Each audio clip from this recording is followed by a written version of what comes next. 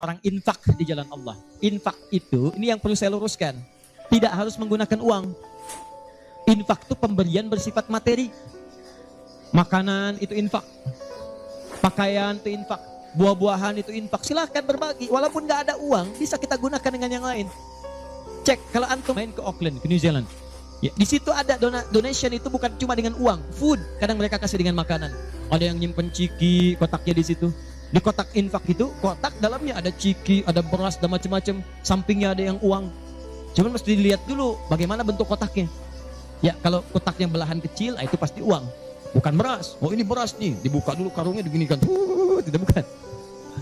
Silakan bebas. Ya, dan itu nilainya tinggi. Kadang-kadang antum lupa di majelis ilmu ada snacknya, walaupun cuma kurma dapat 2, bagi 1 dengan teman. Air misalnya tidak harus semua oleh antum. Bagi, begitu antum bagi langsung dituliskan 700 kali lipat paling minimal. Demi Allah saya katakan paling minimal 700 kali lipat. Makanya zaman Nabi itu ada satu keluarga yang berlomba tuh mendekatkan diri pada infak walaupun dirinya kekurangan. Agak aneh itu cara berpikirnya. Ya, jadi kalau dibandingkan manusia sekarang nggak dapat tuh, nggak dapat. Saya mau tanya begini, antum di rumah persediaan, antum punya anak 2, antum dengan istri, 1 suami 1 istri 2 anak. Di rumah ada persediaan makanan untuk 2 anak antum saja. Antum aja nggak makan malam itu, cuma ada anak 2. Untuk mereka, kalau nggak makan mereka bisa nahan lapar semalaman. Tiba-tiba antum ditawarkan oleh seseorang, ada tamu nih, mau nggak dijamu di rumah? Bisa nggak? Pertanyaan saya, kalau ada orang yang datang seperti itu ke tempat antum, Mas, ini ada tamu, saya nggak bisa jamu, bisa nggak antum jamu? Di rumah antum cuman ada makanan untuk anak-anak, antum pun nggak bisa makan. Pertanyaan saya, dijamu nggak teman itu?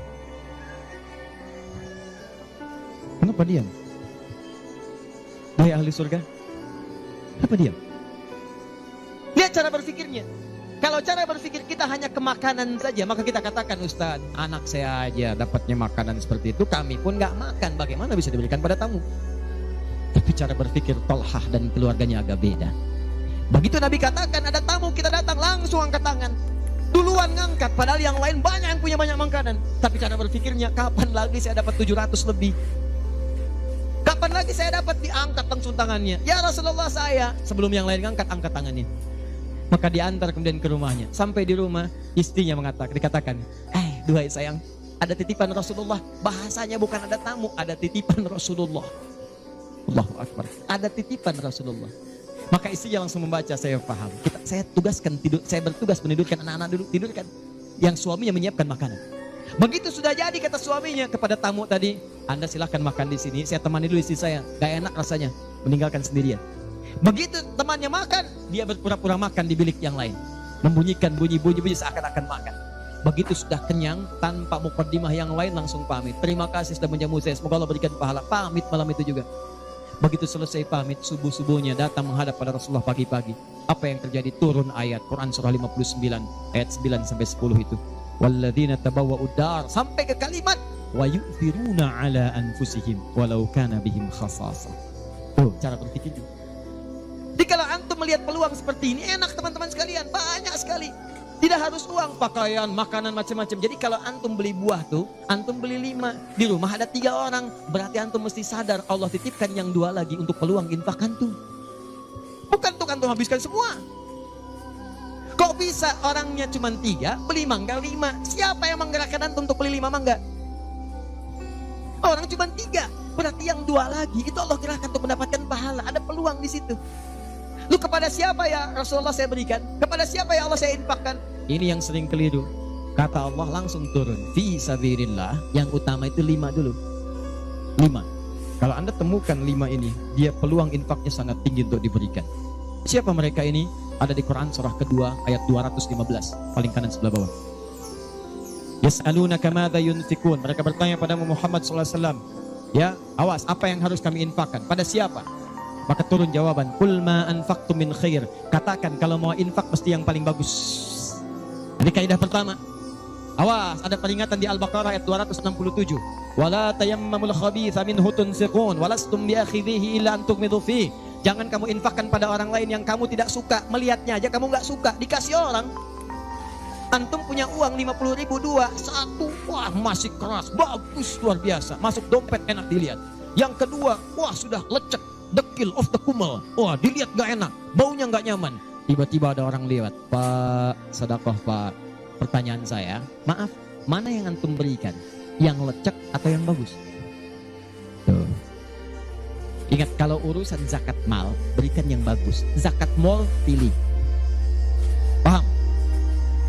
5 orang ini siapa? 1, lil walidain, orang tua. Ini orang tua ini gak pernah minta, jarang sekali. Cuman kita yang mesti paham.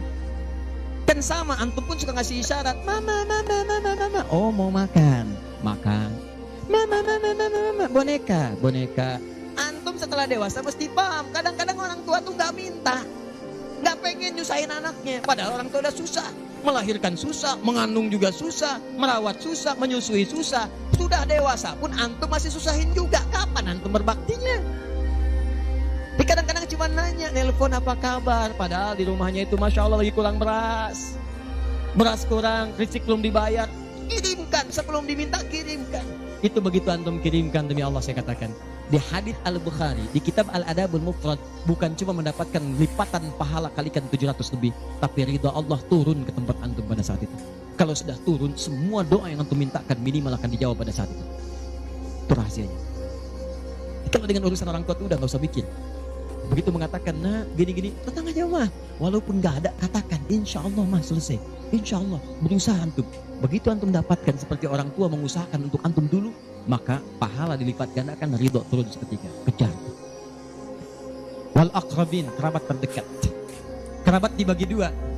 Ada yang tempatnya jauh tapi hubungannya dekat. Punya saudara sekandung, tinggalnya di Palembang, antum di Semarang. Ayo kirimkan.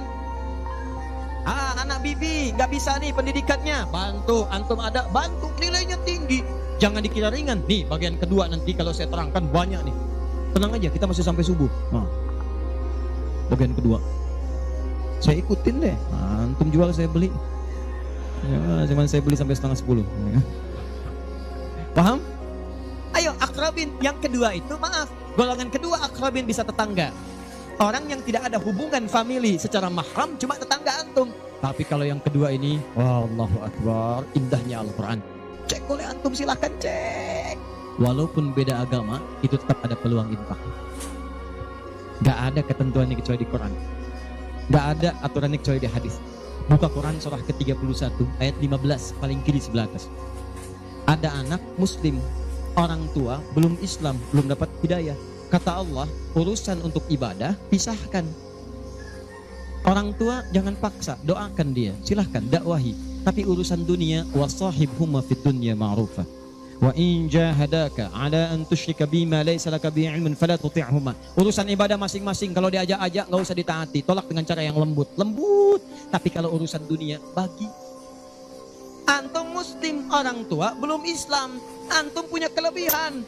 Uang agak banyak, melimpah, makanan ada, bagi. Kata Allah, jangan lihat kemudian kepercayaannya karena dia belum muslim. Bagi. Indah teman-teman sekalian. Dan itu ada pahalanya. Begitu antum berikan, masuk yang halal. Begitu halal masuk, kan haram keluar. Kan cara berpikirnya begitu. Halal masuk, yang haram keluar. Begitu keluar, sekat di hatinya terbuka. Karena yang haram itu saat masuk di hadis Muslim, haram masuk natah sauda, noda hitam.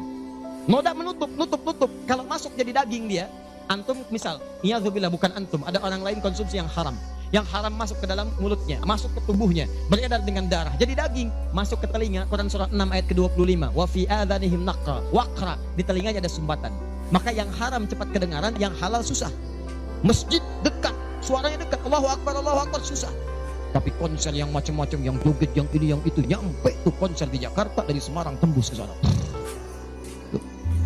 Wa ada absarihim ghishawah, masuk ke mata jadi penghalang, nutup. Quran surah kedua ayat ke-7. Gak kelihatan. Orang ke masjid itu bukan gak kelihatan, nampak, cuman gak ada dorongan. Akhi, ayo ke masjid. Ya, alhamdulillah, nanti. Padahal yang besar lewat, kecil lewat. Yang paling aneh itu begini, kok bisa antum lewat depan masjid padahal bisa lewat jalan lain? Kenapa Allah antarkan sampai lewat depan masjid? Jadi kalau sudah Allah antarkan ke tempat-tempat yang baik, belum ingat Allah juga, antum mesti diantarkan kemana lagi? Tuh. Kok bisa antum lewat dengar adzan, padahal bisa antum lewat jalan lain gak kedengaran adzan? Kenapa kemudian yang dengar antum? Kok bisa lewat jalan itu kelihatan mata, padahal bisa ada jalan lain? Kok bisa ngelihat?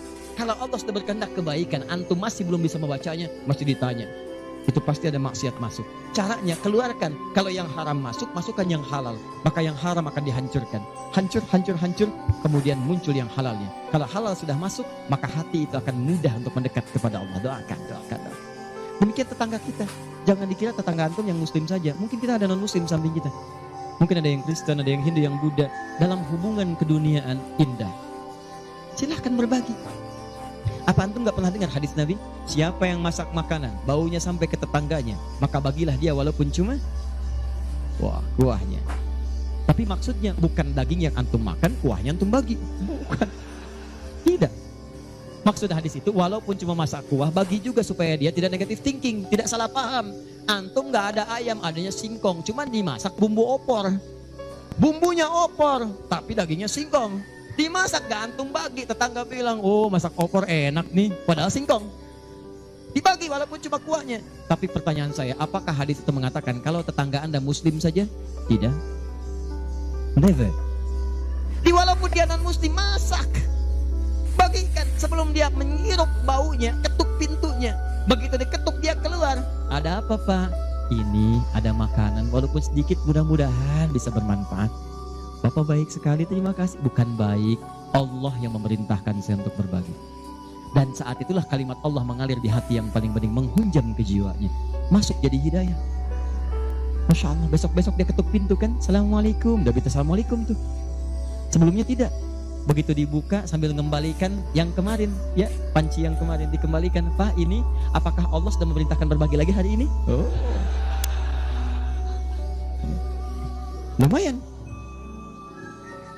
Gak ada aturan kalau bukan non muslim jangan bagi. Gak ada, indah dalam Islam itu. Jadi walaupun anda kasih ke yang non muslim, pahala dituliskan. Jadi jangan pilih-pilih kalau urusan dunia. Anda masak, di samping Islam, sampingnya lagi Kristen, sampingnya lagi kemudian muslim, non muslim. Bagi yang muslimnya, yang non muslim tidak. Begitu dia ngelihat kelewatan dipanggil anda, Pak, kayaknya enak makanannya ya. Memang enak bu, cuman sayang ibu kafir. Oh, kok begitu? Gak ada. Jadi bagi teman-teman, silahkan. Dan pahalanya ada, indah. Cuma di kita tuh, coba lihat aturan antum bang aja deh. Kita fikirnya kumpulin lagi bab tumbuhan. Sekarang kan lagi musim rambutan ya. Rambutan. Tuh, antum di pekarangan ada rambutan, tumbuh. Mohon rambutan, pekarangan antum. Cuman sayang buahnya ke tetangga antum. Terus ke sini. Maka dalam kaidah fikih disebutkan hakun mushtarak. Ini hak bersama antara antum dengan tetangga. Kenapa? Karena antum keluar rumah kelihatan cuman pohonnya, dia keluar rumah kelihatan buahnya. Dan yang paling menarik, dia udah lihat buah, daunnya jatuh ke bawah. Dan kadang buah jatuh ke sini, membuat dia kesulitan. Awas, jangan sampai dia cuma ketiban sampahnya saja, antum kedapatan buahnya. Naik ke pohon rambutan, nggak boleh. Apa yang harus antum lakukan? Datangi dia, ketuk rumahnya. Sampaikan, Pak, maaf saya cuma mau ngasih tahu, itu ada pohon rambutan. Iya, saya juga tahu. Punya bapak kan? Bukan, itu memang pohon saya. Cuma buahnya merambat ke tempat bapak. Terus, itu hak kita bersama. Bapak nggak usah minta. Begitu inginkan, ambil aja. Silahkan dapatkan. Aturan dari mana itu? Ini Rasul saya yang mengajari. Nabi Muhammad SAW. Bapak keluar, lihat buahnya. Saya keluar cuma lihat pohonnya. Kalau bapak pengen, ambil aja. Wah, hebatnya Islam. Terima kasih Pak. Insya Allah. Udah insya Allah tuh. Nanti saya ambil, ya pergi tuh, ambilin, dan kita senang lihatnya. Begitu diambil pahala. Setiap satu buah 700 pahala. Setiap satu buah 700. Masya Allah, luar biasa. Dan dia kan nggak paham fikih, belum masuk Islam. Besoknya ayam antum main ke tempat dia, ayam. Dia kira hukum ayam sama dengan rambutan. Nabinya umat Islam baik banget. Kemarin ngirim rambutan, sekarang ayam.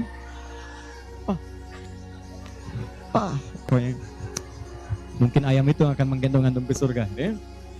Infak tuh. Nah pertanyaan saya, antum punya agenda berapa untuk infak tuh? Coba lihat, kadang-kadang kan ada anak yatim samping. Gak usah terpikir banyak uang. Pakaian, buka ya, buka tuh pakaian antum. Masuk ke kamar, buka. Begitu dibuka, berapa banyak koleksi pakaian antum? Coba cuma pesen ya, cuma pesen satu aja. Mohon maaf ya, maaf sekali. Jangan sampai ada pakaian, walaupun sehelai itu, yang belum pernah dipakai ibadah. Usahakan setiap yang kita gunakan jadi saksi di akhirat bahwa dia pernah dipakai ibadah, karena semua akan bicara. Tuh lihat kaos, bagian dalam, celana, bagian luar, cek lagi semua. Dan kalau sudah itu antum pakai, ada yang lain gak kepake, bukan gak kepake. Boleh jadi itu dititipkan oleh Allah kepada antum untuk menjadi pahala antum dengan itu. Sebab mudah bagi Allah menitipkan pada yang lain. Kenapa dipilih antum? Seberapa bagian pahalanya? Jelas?